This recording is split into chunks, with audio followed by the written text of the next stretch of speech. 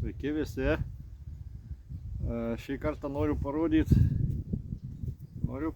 kaip gimsta didžeridų.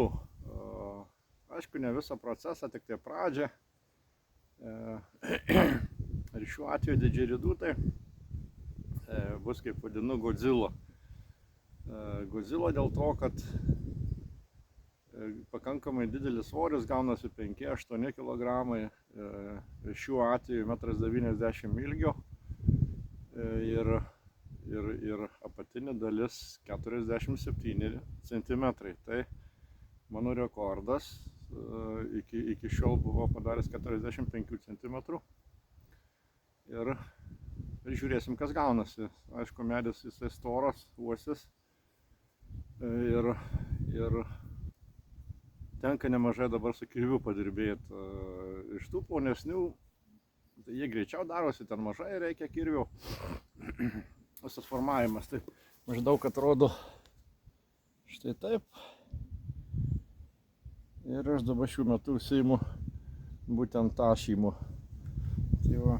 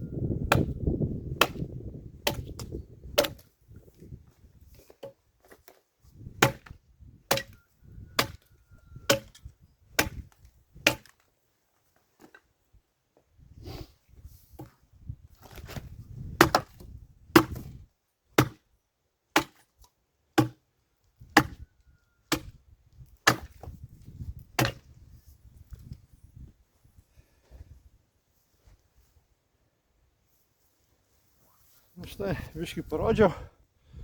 Šitas procesas gan ilgai trunka. Ir tenka gerokai su kirviu padirbėti. Ypatingai tų didelių. Tai va dabar vyksta su kirviu formavimas. Bet jis labai sunkus, kad man neina jį pasistatyti, kad gaučiau pasitašyti. Tai dabar didžiąją daugumą nuimu, pašalinu. Darbas su kirviu. Tas yra pasakymas kirvių darbas. Tai pradžiai kirvių darbas, po to eina jau su elektra, dedami specialūs diskai.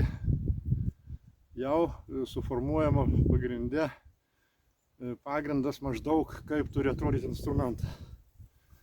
Tada, kada suformuoju visą pagrindą, aš šlifuoju. Na, grubiai taip. Ir tada pjaunu per ilgį.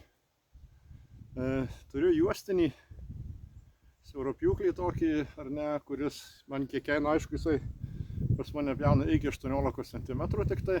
Taigi tą pačią storumą teks pjauti jau rankiniu būdu. Tai užtruks dar ilgiau. Nes išilgą medį pjaut paprastu pjūkleliu nėra lengva. Ir tai užtrunka, tiesiog rankos nevalioja tiek. Nu, bet užtrunka ir padarai. Po to sekantis darbas, kada aš jau perpjaunu per ilgį, tada vėlgi elektra ir reikia įskaptuoti, nu vienu žodžiu, mums reikia padaryti vamzdį iš to medžio. Ir tada įskaptuoju ir klijuoju.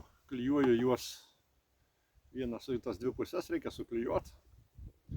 Suvaržai labai daug, aišku, aš ateityje parodysiu, kaip ten maždaug tas procesas darosi.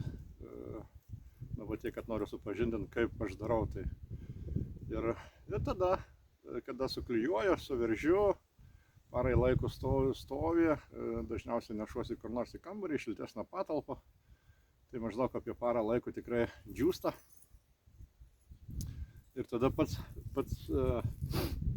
smagumas, pats įdomumas man turbūt, kas labiausiai mane veža, tai būtent tas momentas, kada padarai, ar ne, išdžiūvo, nusiėmė tuos visus suvaržymus, pučiama tą angą, pasidarai kiek reikia ir tas pirmas prapūtimas, jokiai sakant, išgirsta balsą, išgirst garsą. Įdomiai būna, kad instrumentas kartais nepasiduoda, reikia tiesiog prisijaukinti jį, ar ne, tada jisai prabyla, atrodo tarsi reikia užkurti jį. Ir kada užsikuria, tai wow, labai fainas garsas, faini instrumentai. Ir tada, tai va, būtent tas mane ir veža, būtent tas momentas, kada tas pirmas prapūtimas. Ir tada visas apipavydalinimas dažniausiai būna iš pajautimo. Vienus žinau darydamas, kad vieną lakuosiu, kitą nelakuosiu, vieną dažysiu, vienokią spalvą, kitą kitaip, galbūt kažką išpiešiu. Tiesiog man tai ateina proceso metu. Nei vienas instrumentas nebuvo padarytas per negaliu, per reikia. Žinau, kad reikia, tarkim, ten išsipardaviau, žmogus laukia, reikia. Nes anksčiau teko patirti tokių įdomių dalykų, kada reikia, einu ir darau, čia man reikia skubiai. Ir tada įsijungi kampiniai šlifuokliai, o diskas paukšt per nagus. Nagas atsilopo ir viskas, porą savaičių tada neina į dirbtuves, aš kai sakau, neįsileidžia į dirbtuves.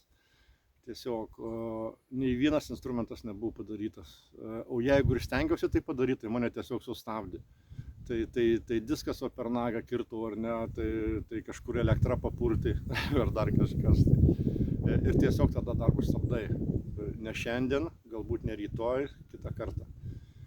Tada eini dirbti kitų darbų. Tai va maždaug taip gimsta tie instrumentai. Šiaip labai įdomu, labai smagu, tiesiog man malonu pačiam, kad tai, ką aš darau, patinka ir kitiems. Dažnai būna žmonės, jeigu muzikantai, ar ne, tarkim, būna keliauja, labai fainai, kada pavyzdys buvo žmogus grojantis visai grupėje, kažkoje ten turi savo grupę ir norėjo įtarti būtent didžeridų. Ir tada jie keliavo ten Ispaniją, Italiją berods ir atsiunčia iš Venecijos ant gatvės kaip muzikantai, jie ten grojo. Nu super, tiesiog faina. Dar iš šitų instrumentų buvo keletas žmonių, kurie irgi taip pat ko gero muzikantai manęs prašė, kad užsakymą darė, kad būtent va tokiu ir tokiu garsu ten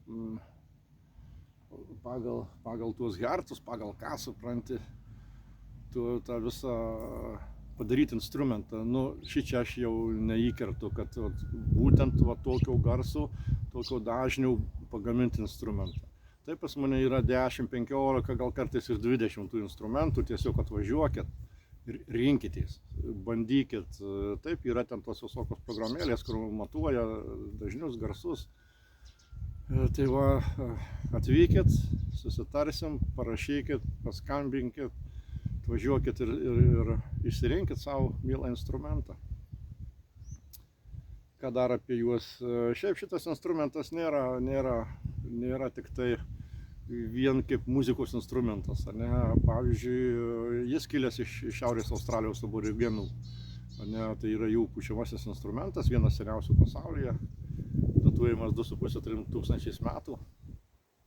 Ir jisai, būtent Australijoje, jisai, kaip sako, čia radau tą informaciją kažkur internete, kad būtent sukurtas gyvūnų garsams pamėgdžioti ir tai ritualinis instrumentas, kuris ritualų metu Australijoje, ten kur vyksta, moterims draudžiama groti, net artintis prie šito instrumento.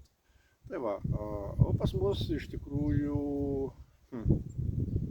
pas mane, žinokit, gal net, sakyčiau, lygo ar net gal daugiau kartais moterys perka negu vyrai. Ir dabar galvoju dėl ko. Manau, kad dėl to, kad moterys daugiau daro visokių garso galbūt užsiėmimai, kažkokios terapijos ar ne. Nes tai būtent žemų dažnių, žemų garso ta banga, vibracija ar ne gydo ir žmogaus kūną. Teko rasti informacijos Amerikoje berods ir Australijoje yra vedamas kažkoks mokslinis žurnalas rašomas, kur būtent atliekami tyrimai, būtent didžiaridų išleidžiamų garsų poveikis žmogaus kūnui, kaulams, raumenims ir panašiai. Teko matyti video, kada kažkokiame mieste oro uostas ir ten žmogus su didžiaridu stoja ir ateina tarkim moteris ar ne, lagaminus pasidėjo ant šaligatvių. Ir jai bestojant, tas žmogus su didžiaridu ją prapučia nuo galvos iki kojų, iš priekio, iš nugaros. Ar ne, būtent tai atpalaiduoja, kiek man teko tam žurnale skaityti, tai būtent atpalaiduoja raumenis, kaulus, ar ne, nes tas garsas eina kiauram kūną, įtampas kažkokias, ar ne. Mes dažnai naudojam, bet naudojam, kada būna kvėpavimų sesijos, ar ne, tai sąmoningas kvėpavimas, rebefingas. Ir ten, būtent kada žmonės jau ten prakvėpavo, procesai savo, ar ne, ir tada jie guli ilsisi, klausysi muzikos, ar ne, tada einu ir su tuo instrumentu, kurį turi specialiai tam sukūręs, jis negrojama daugiau niekur kitur, bet tik tai dirbama su žmonėmis, ar ne, ir viskas. Aš prapučiu dar žmonės, vėlgi nuo galvos iki kojų, tai tiesiog praeini. Tai va būtent naudojama dar ir tokiom terapijom. Kas dar apie didžiaridus? Didžiaridai yra labai įvairių. Mano pagrindė gaminami iš uosio, su ąžuolu labai sunku draugauti. Jį sunku apdirbtis, labai trūkinėja, žalia, tai nežinau, čia 10 metų turbūt laikyti turėtum džiovint, kad jis galėtum apdirbti. Nenaudoju medienos dirbtinai džiovintos, ar ne?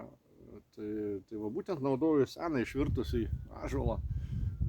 Dažniausiai, tai kaip sakiau, uosis, eksperimentuoja su kitais medžiais, beržo labai gražiai išeina. Kad aš kažką norėjau sakyti apie tuos didžiaridus. Didžiaridai dar būna ir kelioniniai. Kelioniniai galvojau lyg pasigaminti, bet ten sudėtingas procesas. Man teko pūsti tiesiog keturkampas, ne, keturkampą dėžutį ir ten būtent puti. Ir tas viduj, kaip gyvatė, ar ne, išvedžiota, o šitaip išvedžiota, per vieną galą putį, per kitą išeina tas garsas, ar ne. Ir visiškai tą patį garsą atstoja, kad tu būtum pasiėmęs 1,70 m ilgio. Tai va kelioniniai, būna apvalių, būna keturkampų, dar būna plastikiniai, ar ne, plastikiniai būna kaip teleskopai, ar ne, va tiek. Į kuprinėlę įsidėjai ir tu gali vežiotis, išsitrauki ir tu groji. Būtent ilgių reguliavimas ir turi garsą keičia, ne, tembrą keičia viską. Bet tai plastikas. Tai būtent tiek, tai dabar toliau eisiu baigsiu šitą nutašyti.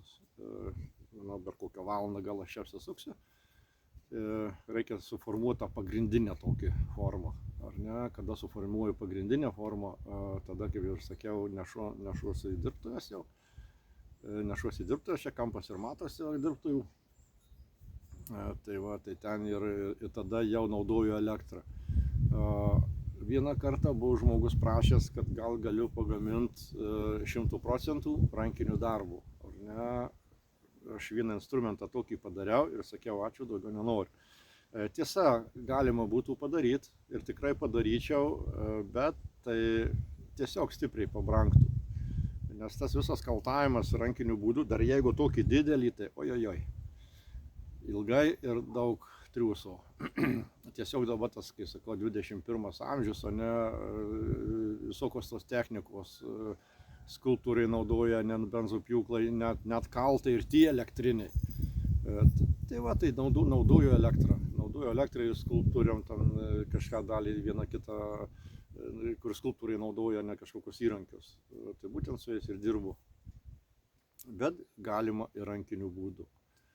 Aišku, dar ateityje galima norint, galima ir dabar, bet gal vasarai fainiau, šilčiau tiksliau, galima padaryti pas mane paskambinus, susitart, galima tiesiog padaryti tokią kelių dienų, sakykime, ilgojo savaitgalio, 3-4 dienų tokį procesą, kad ateinat, tarkime, jūs ateinat pas mane, susitarėm, ateinat ir mes tada einam į mišką. Ir ten išsirenkam instrumentą, medį.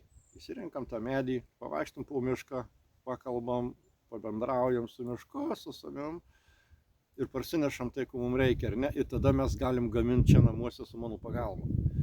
Tai galite prisidėti kiek įmanoma jau daugiau jūs. Aišku, ten neduosiu, galbūt jeigu žmogus nedirbė su kirviu niekad, nu kaip dabar matyt, kad čia skaldyti, tai čia reikia jau ir ranka būti įpratus. Antras dalykas, elektriniai jie pavojingi tuo, kad neina dirbti su apsaugom. Aš vėliau, kai pradėsiu tą darbo etapą, būtent šito instrumento aš įdėsiu į YouTube, kad matytumėt maždaug kaip tai darosi. Aišku, galbūt yra kiti variantai, kiti žmonės. Norėčiau sutikti dar kas nors gamina, kad galėčiau pasitarti, nes aš esu savamokslis, niekur nėra jokios, neradau medžiagos, aš šiaip 6 metai gaminu jau šitos instrumentus, jau 6 metai į pabaigą. Tai va, ir tiesiog viską tai išmokau pats, aišku, ieškodams, stebėdams kitų. Tai va, tai galima pasidaryti instrumentą su mano pagalba pačiam nuo miško iki čia. Aišku, per tą savaitgalį ilgai mes ne tik, nes yra procesas, ar ne, ten suklijavimas, į parą laiko džiūvimas, ar ne, mes tada užsimtume kažko kitu, galbūt darytume į kokį žygį į mišką, galbūt čia pravestume namuose, žmona daro būtent tą sąmoningą kvėpavimą rebefingą. Ar dar kažkokias praktikas, galima laužus ribos įsivirti, tiesiog praleis gerai laiką, tai įmanoma ir laisvai galima daryti. Man teko Lietuvoje čia daryti, Žemaitijoje, tai būtent irgi panašų dalyką.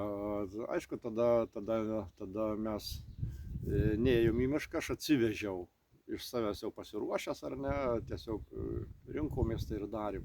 Nu, kiek įmanoma, kai sakau, kitas žmogus neįstų kampinių šlifuokių elektrinių nelaikęs rankoje, ar ten kirvių, tiesiog tenkama pačiam tai padaryti. Bet tas žmogus prisideda tuo, kad jisai galbūt duosim suklijuoti, galbūt duosim pačiam nusišveist. Nes ten vien šveitimo dar kiek yra daug, galbūt nori žmogus įsipiešti kažkaip, ne? Duosiu dažus, duosiu teptukus, viską, ko reikia, viskas yra.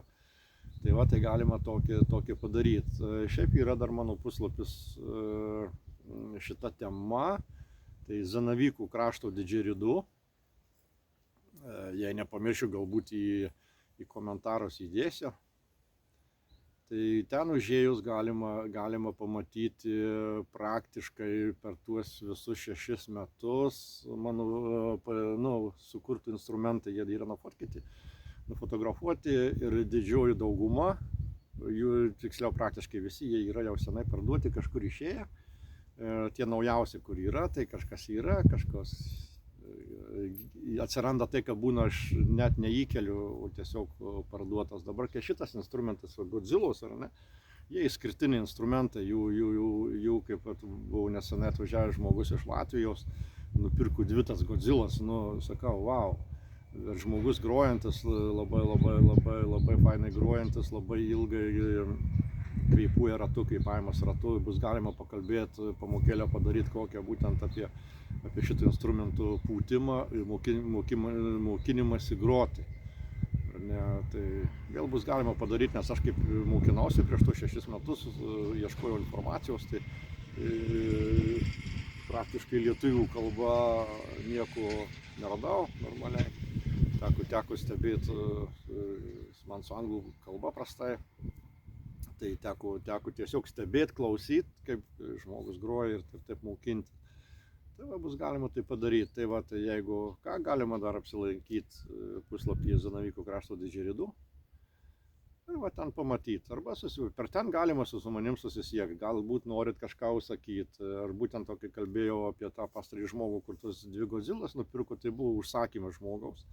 Žmogus užsakė būtent, kad maždaug koks ilgis turi būti ir kaip viskas turėtų maždaug atrodyti.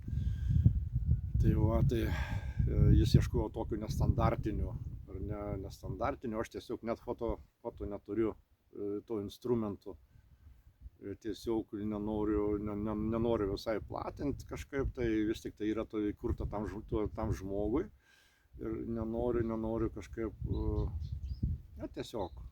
Šiaip mano tame puslapyje yra ten pamatysi daugiau, kur jau irgi senai jų nėra, jie išėję pas kitus žmonės. Ir tai jie yra tie pirmutiniai 3, jie yra, o dar 2 paskutiniai, kurie išvažiavo į Latviją, jų nėra niekur, išskyrus pas mane telefone. Tai aš dėl to nesinaudoju. Kažkodėl nenaudoju ir nenoriu, nebent žmogaus paklausčiau, jeigu jis leistų, taip aš paplatyčiau ten jau ir garsą, kaip jisai skamba, ar ne, ir panašiai. Tai va, tai tiek šiam kartui, iki sekančių kartų.